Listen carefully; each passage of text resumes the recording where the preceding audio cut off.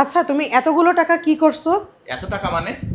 এই যে তোমার মানিব্যাগে অফিসে যাওয়ার আগে তুমি 10,000 টাকা নিয়ে গেছো, আর সেই মানিব্যাগে এখন মাত্র 2,000 টাকা আছে। তুমি আমার অনুমতি ছাড়া আমার মানিব্যাগ ধরছো কেন?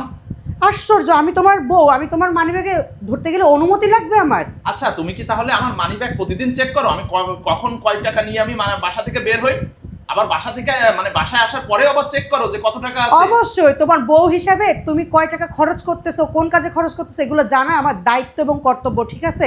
তুমি কোনখানে, কোন পথে, কোন কাজে খরচ করতেছো, এটা আমার জানতে হবে না? আমি টাকা ইনকাম করি, আমি টাকা খরচ করব, কোথায় কি কাজে খরচ করব সেটা আমার বিষয়। তোমার বিষয় মানে? আমি তোমার বউ, আমাকে তুমি হিসাব দিতে বাধ্য, ঠিক আছে? কেন আমি তোমাকে হিসাব দিতে বাধ্য কি জন্য? এই তুমি যাও মানিব্যাগ রেখে আসো। আমি তো মানিব্যাগ রাখবোই না, বরং তোমাকে বলতে হবে যে অফিসে সকাল থেকে বিকালের মধ্যে 8,000 টাকা তুমি কি কাজে খরচ করলা। কেন তুমি কি ভাবতেছো যে আমি অসৎ কোনো কাজে খরচ করছি, নেশা করছি কিনা এসব ভাবতেছো নাকি? দেখো, আমি কিন্তু এগুলো বোঝাইতে চাই না, কি কাজে খরচ করছো সেটা বলে দিলেই তো হয়ে যায়।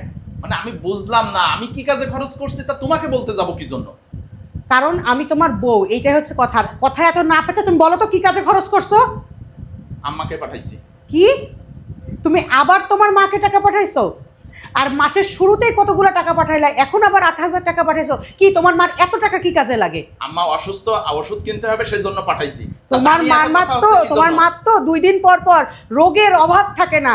আজকে এই অসুখ, কালকে ওই অসুখ, আজকে এত টাকার ওষুধ কিনতে হবে, আজকে অত টাকার ওষুধ কিনতে হবে। তা এতই যখন ওষুধ লাগে, তো একবারে সব ওষুধ খেয়ে মরে গেলে পারে না? এত জ্বালা তো তোমার।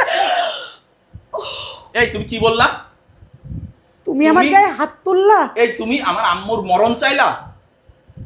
মানে তোমার একদিন কি আমার একদিন? সামান্য কয়টা টাকা আমি পাঠাই পারিনি, অশান্তি শুরু হয়ে গেছে। আমি তো পাঠাইছি আম্মাকে, আমি তো অন্য কাউকে পাঠাইনি। তুমি তোমার মায়ের জন্য আমার গায়ে হাত তুললা? হ্যাঁ। আচ্ছা তুমি একটা জিনিস ভাবো তো, আজকে যদি তোমার আব্বু আম্মু অসুস্থ থাকতো আর আমার জায়গায় যদি তোমাকে দাঁড় করায় রাখি আমি, তাহলে তুমি কি করতে?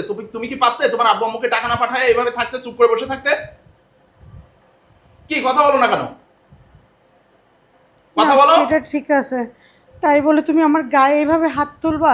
তুমি জীবনে কখনো আমার গায়ে হাত তোলো না। শোনো, তোমাকে গায়ে হাত তুলছি কি কারণে সেটা তুমি ভালোভাবে জানো। তুমি কি কথাটা বললে?